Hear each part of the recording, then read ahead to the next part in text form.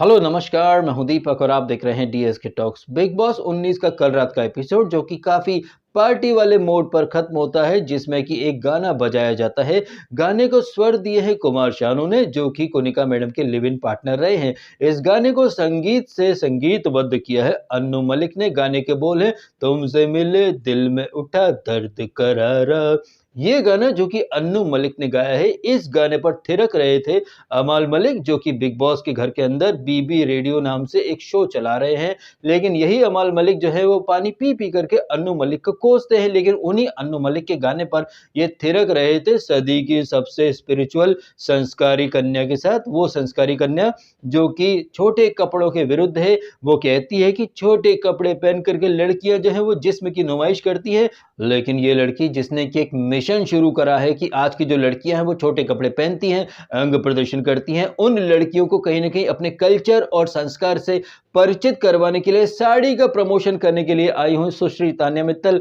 कैसे साड़ी पहनकर भी अंग प्रदर्शन किया जा सकता है, इस बात का वो रोज एक एग्जाम्पल सेट कर ही रही हैं। यही तान्या मित्तल जो कहती है कि भाई उन्हें गाली से बहुत दिक्कत है, गाली नहीं दी जानी चाहिए, लेकिन गाली वाले माहौल में कानों में उंगली लगा करके बैठ जाएंगी। लेकिन ये नहीं कि उस गाली वाले माहौल से उठ करके चले जाएं। लेकिन नहीं भाई साहब, ये अच्छे से जानती है कि यहाँ पर फाइट हो रही है। अभी सारे घर का अटेंशन और सारे कैमरे जो हैं 270 कैमरे, सारे कैमरे इधर ही फोकस करें तो वहीं पर बैठ जाएगी। लड़ाई के बीच में कानों पर उंगली रख करके शिव शिव शिव शिव करेगी। बड़ी सनातनी बनने की मतलब एक्टिंग कर रही है। और यही लड़की फिर दूसरों को बोलती है, जैसे कि अभिषेक को बोला था इसने कि आप एक्टिंग कर रहे हो, जबकि पूरी दुनिया जान रही है कि डे वन से कौन है जो कि है एक्चुअली में राक्षस मारीच, लेकिन एक साधु संत की वो एक्टिंग कर रही है। और यही कलयुगी मारीच जो है वो कल रात को इसको अमल मलिक को राधा जी और रुक्मणी जी के बीच में क्या भेद है, ये कहीं न कहीं बताने की कोशिश कर रहा था ये कलयुगी मारीच। और ये कलयुगी मारीच कोई और नहीं, सेल्फ प्रोक्लेम्ड स्पिरिचुअल इन्फ्लुएंसर हैं, जो कि एक झगड़े के बीच में क्या एक्टिंग कर रही थी। और ये झगड़ा किसके बीच में हो रहा था? प्रणीत और अमाल द बुली गैंग के बीच में। हम बात कर रहे हैं प्रणीत, और जिस तरह से ये बुली गैंग, अकेला प्रणीत जो है वो बुली गैंग पर भारी पड़ गया था। जिस लॉजिकल अंदाज में प्रणीत ने घर में घुस करके बुली गैंग को पेला है, भाई साहब सस्ते अंग्रेज को पेला है। ये सस्ता अंग्रेज कहां से आया भैया? हैदराबाद से आया है ना, लेकिन एक्ट ऐसे करता है कि भैया लंदन या अमेरिका से आया हो। ये सस्ता अंग्रेज जो है वो बड़ा वाला बोल बचन भी है, कहता है जूता फेंक करके मारूंगा। जब प्रणीत बोलता है ले आ आ आकर के मार, तो नहीं मार पाता है। और इसी गैंग का जो मुखिया है, यानी कि मुखिया मलिक, जो कि बड़ी बड़ी डींगे फेंकता है कि भाई धक्का दूंगा ना तो घर के बाहर जाकर के गिरेगा, बजा दूंगा, ये कर दूंगा, अगर यहाँ पर अलाउ होता तो तेरे को मैं ठोक देता।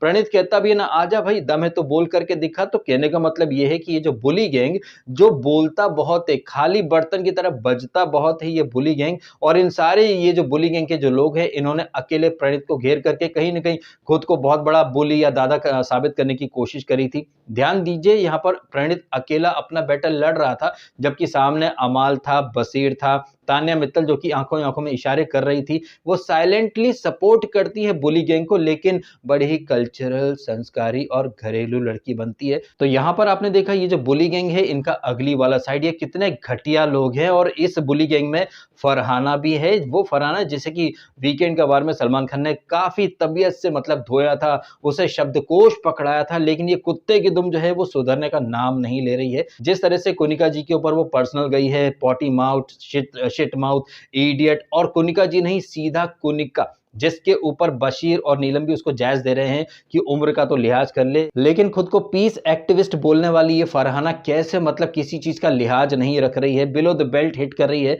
ये देख करके ये तो पक्का हो चुका है कि इस वीकेंड का बार में अगर फराह खान या सलमान खान जो भी आता है वो तबीयत से इसकी क्लास लें, ये होना तो लाजमी है। ठीक वैसे ही जैसे फुद्दू फरहान की अम्मी का नाम शब्बो आजमी है। तो ये जो एपिसोड था, यहाँ पर आपको ये जो अगली साइड देखने को मिली है, भर भर के अपनी अगली साइड दिखाई है पूरे बुली गैंग ने, फरहाना ने। और इनका जो मुखिया है अमाल, वो तो बद से बदतर होता ही जा रहा है। लेकिन ऐसे बद से बदतर जाने वाले कतई वाहियात प्राणी को बैश करने के बजाय यहाँ तो बीबी रेडियो बजने दे जरा, चलिए मैं गाना सुनाता हूं। तो दिल मिल रहे हैं मगर चुपके ये गाना भी गाया है कुमार शानू ने, जो कि कोनिका जी के लिव इन पार्टनर थे। अच्छा, जब ये अमाल मलिक अपना गाना गा रहा था, दो दिल मिल रहे हैं मगर चुपके चुपके, तो कैमरामैन किसको फोकस में रखता है? अभिषेक को और अशनूर को। उधर बैकग्राउंड में गाना बज रहा है, इधर अभिषेक और अशनूर को दिखाया जा रहा है। अब चूंकि इस एपिसोड में बहुत सारा गाना बजाना पजामा पार्टी हुई है, तो अभिषेक बजाज के ऊपर ना माइकल जैक्सन का एक गाना फिट हो जाता है कि beat me, hate me, you can never break me. आपने ये गाना अवश्य ही सुना होगा। जिस तरह से वहां पर एमजे बाबा बोलते हैं hate me, beat me, you can never break me, वही चीज यहाँ पर फिट हो जाती है अभिषेक बजाज के ऊपर। और ये तो आप देख ही रहे हैं कि बिग बॉस का घर अभी बिग बॉस का घर नहीं, गोलमाल फिल्म का सेट बन चुका है। जिस तरह से यहाँ पर गोलमाल वाली चीजें हो रही हैं, तो बिग बॉस में जो रोज गाने बजते हैं ना, वहां पर एक गाना प्ले होना चाहिए कि गोलमाल है भाई सब गोलमाल है, सीधे रास्ते की ये उल्टी ही चाल है, गोलमाल है भाई सब गोलमाल है। और ये गोलमाल क्या है? घर में कप्तान है अभिषेक, लेकिन उसे बिल्कुल भी पावर नहीं दी गई है। और नेहल चुडासमा जो कि वहां सीक्रेट रूम में बैठी हुई है, वैसे सीक्रेट रूम में बैठी है ये नेहल चुडासमा, बट ये वही नेहल चुडासमा है ना जो कि वर्कआउट को मिस नहीं कर सकती। Sir, I have a schedule, I have a routine, मैं वर्कआउट को स्किप नहीं कर सकती। गाइस, तुम्हारा लंच लेट होगा बिकॉज मैं अपना वर्कआउट करूंगी पहले। Now the nation wants to know Nehal Chudasama से कि नेहल चुडासमा, आप वर्कआउट को बिल्कुल भी इग्नोर नहीं करती हो, स्किप नहीं करती हो, तो 4x4 की जो खोली है छोटा सा सीक्रेट रूम, वहां आप कौन सा वर्कआउट कर रही हो? जिस तरह से हमें देखने को मिलता है, आप पैर पर पैर रख करके बैठी हो, आप ऑर्डर दे रही हो, बिग बॉस 75% राशन नहीं, पूरा 50% ही कट कर मारो। लेकिन थोड़ी देर के बाद, गाइस सिर्फ 75% राशन आया, guys please raise your voice. तो क्या ये दोगलापंथी दिखा रही है ना नेहल चुडासमा? ये भी भूली गई कि अगली पार्टनर ही है, मतलब जो मैंने थंबनेल रखी है गुड बैड अगली, उसमें अगली में आप ये नेहल चुडासमा को भी ऐड कर दो। क्या दोगला गेम दिखा रही है ये अगली उर्फ दोगली। कभी बोलती है वर्कआउट जो है वो स्किप नहीं कर सकती, लेकिन अभी बगैर वर्कआउट के भी आप जी ही रही हो ना। कभी आप खुद बिग बॉस को आइडिया देती हो कि 75 नहीं 50% राशन कर दो, लेकिन उसी 75% राशन को जब 30-35% पर ले आती है फरहाना, तो आपके मुंह में दही जम जाता है।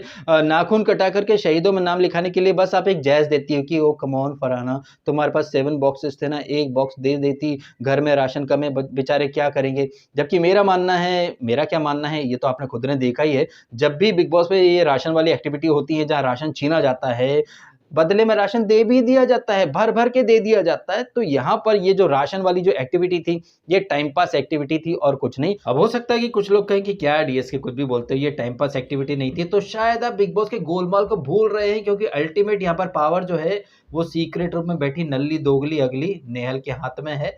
तो अगर ये अशनूर जीतती भी या कुछ अच्छा करती भी, तो अल्टीमेट कॉल तो नेहल को ही लेना था, और नेहल तो पहले ही बोल चुकी है कि वो फरहाना को विनर बनाना चाहती है। समझ गए ना टाइम पास का मतलब। और इस टाइम पास एक्टिविटी को शुरू करने के लिए बिग बॉस जो है वो अभिषेक को बुलाते हैं वहां ऐप रूम में, और उसे ऑप्शन क्या देते हैं कि तुम चाहो तो तुम्हें विशेष अधिकार मिल सकता है। विशेष अधिकार क्या होता है? किसी को एलिमिनेशन से या नॉमिनेशन से बचाने वाली चीज विशेष अधिकार में आती है।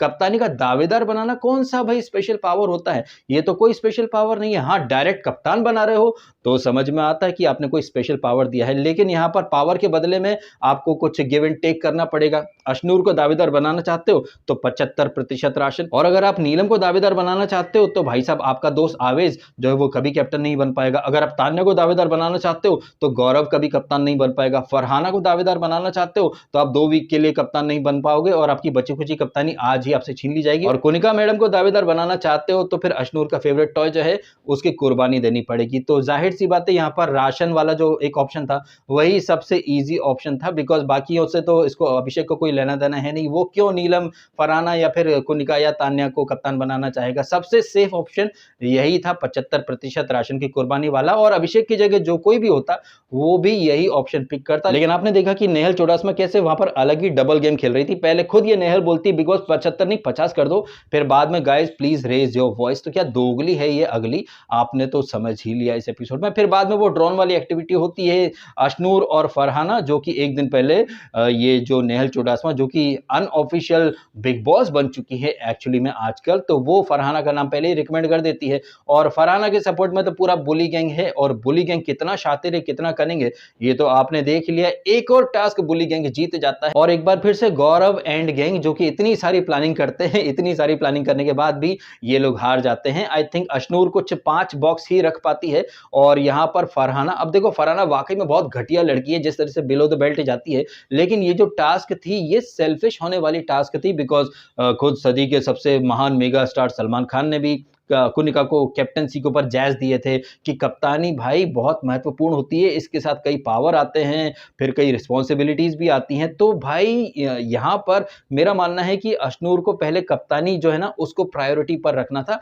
राशन तो आता जाता रहता है बिग बॉस के घर में, बिग बॉस के घर में आज तक कभी कोई भूखा नहीं मरा है, लेकिन ये लोग ऐसे फफलाते हैं, बौखलाते हैं कि भाई ये जो राशन है ये इस सीजन का आखिरी राशन है, इसके बाद कभी आएगा नहीं। तो यहाँ पर फरहाना ने जो करा मैं तो उस चीज को अप्रिशिएट करता हूँ, क्योंकि यहाँ पर आपके लिए सबसे पहली प्रायोरिटी कप्तानी जीतना या कप्तानी के टास्क में जाना आपकी प्रायोरिटी होना था, जो कि उसने किया। तो यहाँ पर तो टीम बसीर अमाल जो है वो फिर से बाजी मार जाते हैं। अब क्या है कि हार गए हैं तो क्या करें भाई साहब, ह्यूमैनिटी का भी सोचना पड़ता है गाइस। मैंने तो घर वालों को सोचा था, ये लड़की अगर घर वालों का नहीं सोचेगी तो आप कैसे कप्तान बन पाओगे। अब हो सकता है कि बहुत सारे लोग यहाँ पर अशनूर के इस जैज को डिफेंड करें, सपोर्ट करें, बट आपको भूलना नहीं चाहिए ये वही अशनूर है जिसने पिछली वीक कैसे झूठे नैरेटिव बनाए थे, अभिषेक की जीत का पूरा क्रेडिट खुद ही रख लिया था। यहाँ पर हार गए हैं तो कुछ ना कुछ एक्सक्यूज तो देना ही था। और इसके बारे में मृदुल भी तो एंड में जब वो असेंबली रूम में कौन अभिषेक की कप्तानी को लाइक करता है डिसलाइक करता है, तो मृदुल ने भी बोला था कि भैया इस खेल में सेल्फिश होना पड़ेगा, और इसका ज्ञान मुझे बिग बॉस से ही मिला। फर्स्ट वीक में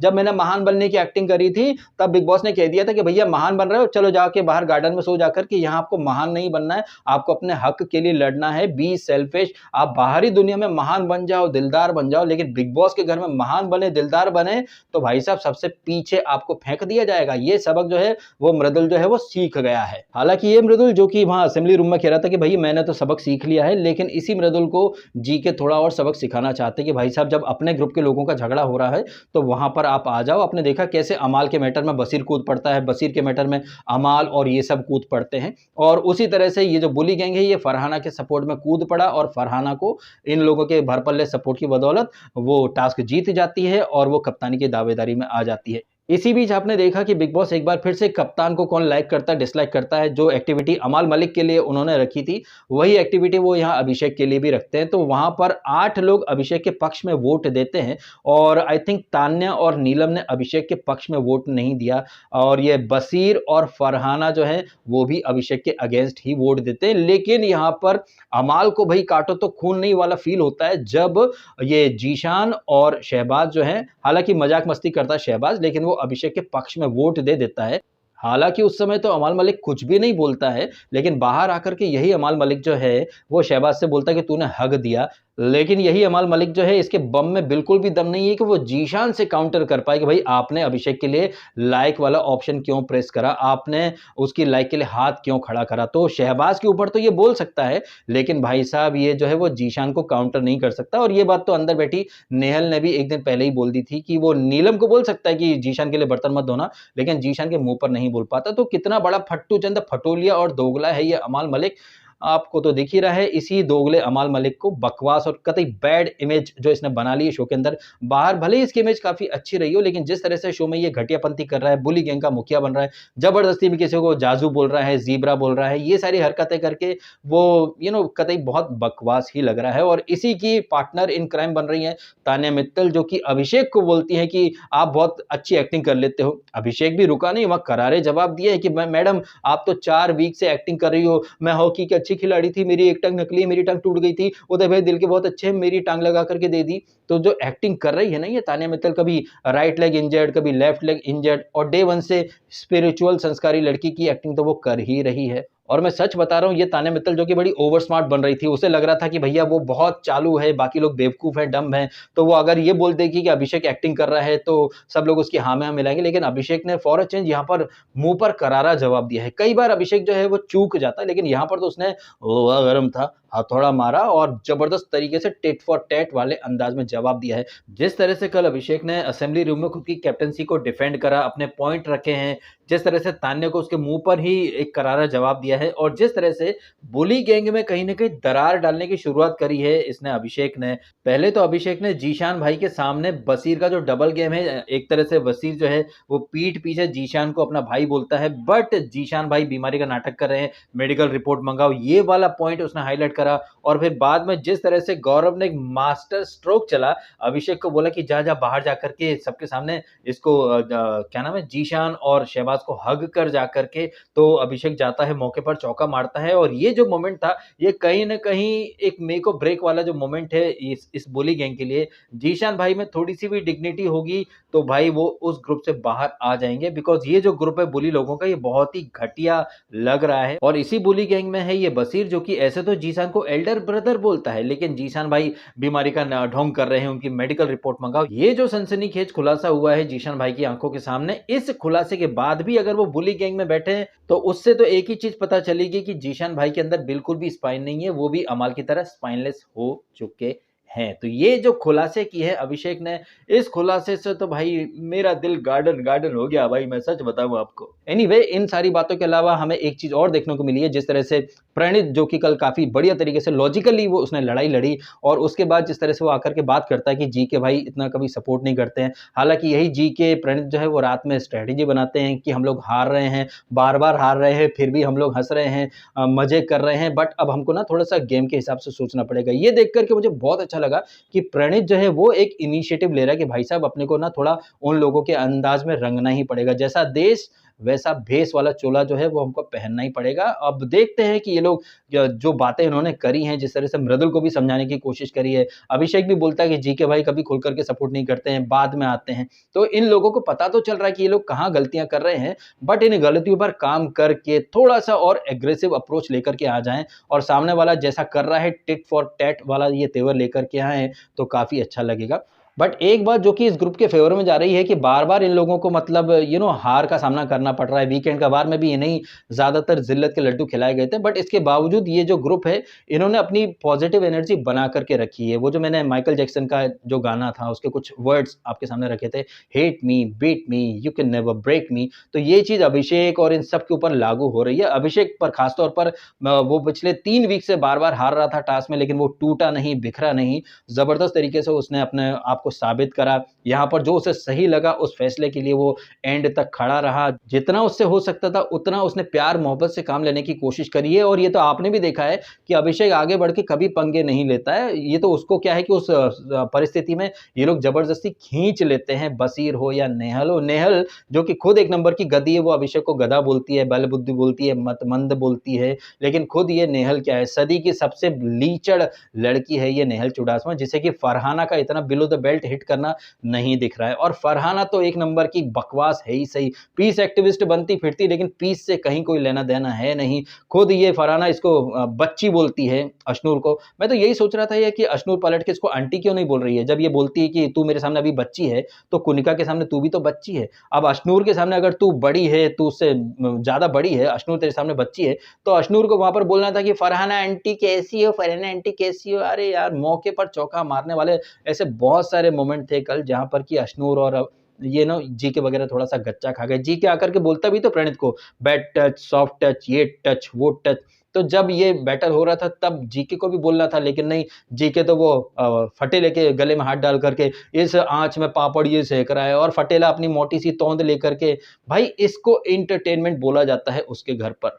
इन सारी बातों के बाद वो पजामा पार्टी शुरू हो जाती है, जिसमें अनु मलिक के गाने बज रहे हैं और ये जो पॉजिटिव ग्रुप है ये एक साथ नाच रहा है नाटू नाटू वाले अंदाज में। वहीं जो नेगेटिव लोग हैं वो अपने अलग ही जा रहे हैं। लेकिन हाँ, वो ये फटेला और जीशान जिस तरह से वो एक्ट कर रहे हैं, वो मलिंगा वाले बाल लगा करके, थोड़ा सा फनी माहौल वहां पर लग तो रहा है। लेकिन ये फनी माहौल के पहले काफी इंटेंस और काफी जबरदस्ती के फेक फाइट के ड्रामे भी आपको देखने को मिले हैं। वो ड्रोन वाली एक्टिविटी जिसमें कि फरहाना बाजी मार जाती है और अशनूर हार जाती है। अशनूर लपड़ झंडे से, उससे कुछ होता है नहीं, टास्क हार जाती है तो तमाम तरह के एक्सक्यूजेस ये लोग देने लगते हैं। जबकि वहां पर मौके की नजाकत ये थी कि आप ज्यादा से ज्यादा जो बॉक्सेस हैं वो वहां पर रख दो। राशन तो बिग बॉस के घर में आता जाता रहता है। आपको याद होगा बिग बॉस 16 में गौतम एक कंटेस्टेंट था, उसने कप्तानी पिक कर ली थी, घर का राशन चला गया था, तो अर्चना गौतम ने कितने कलेश काटे थे। लेकिन बाद में इसी अर्चना गौतम के ब्लंडर की वजह से राशन चला गया था, तो अरे कोई फ़र्क नहीं पड़ता, आ जाएगा राशन। तो बिग बॉस कभी किसी को भूखा नहीं मारता है, ना मारा है, ना मारेगा। ये टास्क आपके लिए थी, आपको थोड़ा फ्रंट फुट पर आना था, आपको पहले अपने बारे में सोचना था, लेकिन नहीं, आपने थोड़ा ह्यूमैनिटी दिखाई, तो लो आप टास्क हार गई, सीधी बात, नो बकवास। इन सारी बातों के ऊपर और जिस तरह से ये जो हमें पर्सनैलिटी दिखी है, प्रणीत और अभिषेक काफ़ी बढ़िया जा रहे हैं, इसीलिए ये गुड की कैटेगरी में है। बैड की और अगली की कैटेगरी में तो पूरा बुली गैंग है ही सही। आप इस बात से कितने सहमत हैं, कितने सहमत नहीं है, कमेंट करके अवश्य बताइएगा। फिलहाल आपने समय निकाला, वीडियो देखा, आपका बहुत-बहुत धन्यवाद पाजी। Thank you so much.